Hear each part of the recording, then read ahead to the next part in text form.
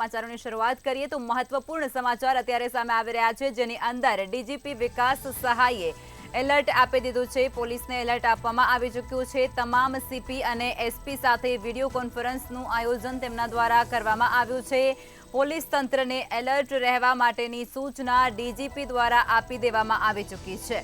રામનવમીની શોભાયાત્રા સાથે ઉમેદવારોની રેલીને લઈ અને એલર્ટ જાહેર કરી દેવામાં આવ્યું છે। રાજકીય વર્તમાન પરિસ્થિતિના અનુસંધાનમાં ડીજીપી દ્વારા એલર્ટ કરવામાં આવી ચૂક્યું છે। તો આ સમાચાર અત્યારે મહત્વપૂર્ણ સામે આવી રહ્યા છે, જેની અંદર ડીજીપી વિકાસ સહાય દ્વારા એલર્ટ આપી દેવામાં આવ્યું છે।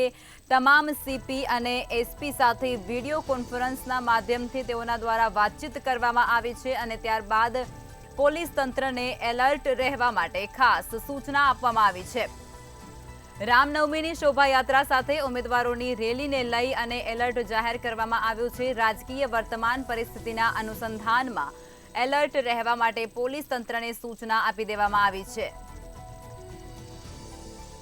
આજ મુદ્દે વધુ વિગતો સાથે અમારા સંવાદદાતા ઉજ્જવલ વ્યાસ ફોનલાઈન પર જોડાઈ ચૂક્યા છે। ઉજ્જવલ, ડીજીપી વિકાસ સહાય દ્વારા એલર્ટ આપવામાં આવી ચૂક્યું છે, તમામ પોલીસ ફોર્સને એલર્ટ અપાયું છે, શું છે સમગ્ર માહિતી? જી બિલકુલ લખમાં આપને ખાસ જણાવી દઉં કે અત્યારે હાલ રામનવમીની શોભાયાત્રાઓ ઠેર ઠેર નીકળી રહી છે, તો બીજી તરફ ઉમેદવારી પત્રો ભરવાની પણ રેલીઓ કાઢવામાં આવી રહી છે અને ક્યાંક ને ક્યાંક જાહેર સભાઓનું પણ આયોજન કરવામાં આવ્યું છે। ત્યારે ગુજરાતની અંદર કાયદો વ્યવસ્થાની પરિસ્થિતિ કથળે નહીં તે માટે ખાસ એલર્ટ આપવામાં આવ્યું છે।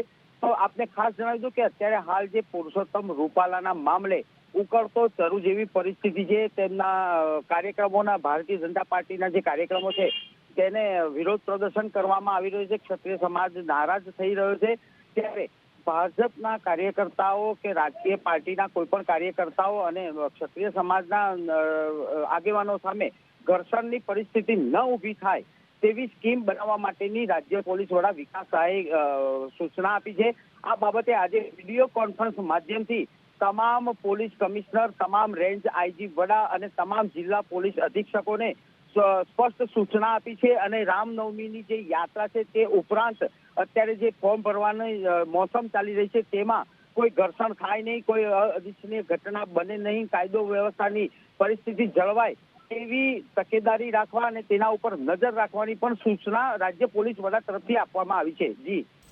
જી ઉજ્જવલ, કેવા પ્રકારની જે ડીજીપી વિકાસ સહાય છે તેમના દ્વારા પોલીસ તંત્રને એલર્ટ રહેવા માટે સૂચના આપવામાં આવી છે અને કેવા પ્રકારની તૈયારીઓ અત્યારે પોલીસ તંત્ર દ્વારા કરવામાં આવી રહી છે?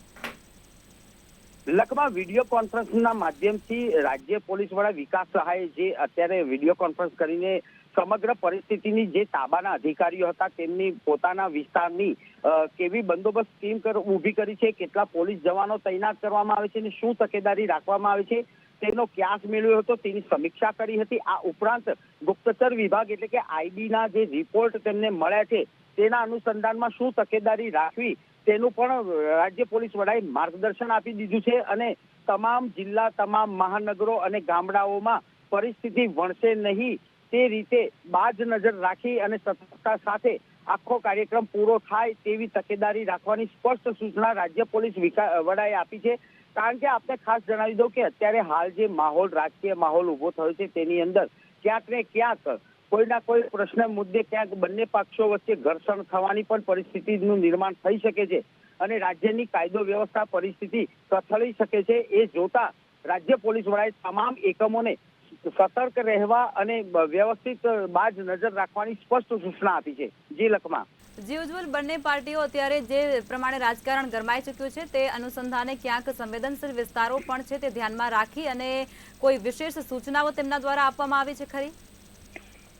જી બિલકુલ લખમાં, જે સંવેદનશીલ વિસ્તારો અને જે રાજપૂત સમાજનો જે અત્યારે આક્રમક વલણ થઈ રહ્યું છે, ખાસ કરીને સૌરાષ્ટ્રના રાજકોટ, અમરેલી જેવા જે વિસ્તારો છે ત્યાં આગળ રાજ્યના ગુપ્તચર વિભાગને દોડતું કરી દેવામાં આવે છે। તબક્કાવાર તેનો રિવ્યુ પણ લેવામાં આવી રહ્યો છે। એટલું જ નહીં, સ્થાનિક ગતિવિધિઓ ઉપર પણ પોલીસ અને આઈબી દ્વારા વોચ રાખવામાં આવી રહી છે અને સતત તેનું મોનિટરિંગ સાથે સુપરવિઝન થઈ રહ્યું છે અને તેનો સમગ્ર અહેવાલ રાજ્ય પોલીસ વડા સુધી પહોંચતો હોય છે। આ એક વ્યવસ્થા હોય છે જેના ભાગરૂપે જે ક્યાસ નીકળે અંદરથી સમીક્ષા કર્યા બાદ શું પોઈન્ટ નીકળે છે તેના આધારે રાજ્ય પોલીસ વડાએ તમામ પોલીસ એકમોને સૂચના આપી છે. જી લખમાં. જી ઉજ્જવલ, તમામ વિગતો સાથે જોડાયા તે બદલ આભાર.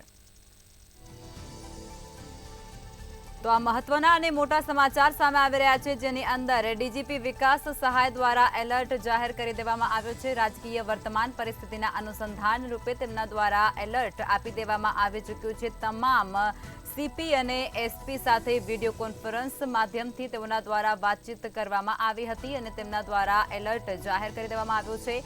પોલીસ તંત્રને એલર્ટ રહેવા માટેની તમામ સૂચનાઓ અને તૈયારી રાખવા માટે પણ તેમના દ્વારા કહેવાયું છે. રામનવમીની શોભાયાત્રા સાથે ઉમેદવારોની રેલીને લઈ અને ખાસ એલર્ટ જાહેર કરી દેવામાં આવ્યું છે. કોઈ ઘર્ષણ ન સર્જાય તે પ્રમાણની વ્યવસ્થા કરવા એલર્ટ રહેવા પોલીસને સૂચના આપી દેવામાં આવી છે. ડીજીપી વિકાસ સહાય દ્વારા એલર્ટ રહેવા માટેની સૂચના પોલીસ તંત્રને આપવામાં આવી છે.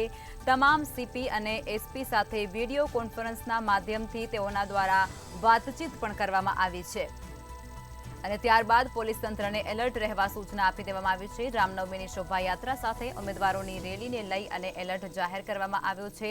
ઉમેદવારી પત્ર ભરાતાની સાથે જ જે ઉમેદવારો છે તેમના દ્વારા ભવ્ય રેલી અને રોડ શોનું પણ આયોજન ક્યાંક કરવામાં આવતું હોય છે, ત્યારે સંવેદનશીલ વિસ્તારોમાં કોઈ અણબનાવ ન બને તે માટે પોલીસ તંત્રને એલર્ટ રહેવા સૂચના અપાઈ છે.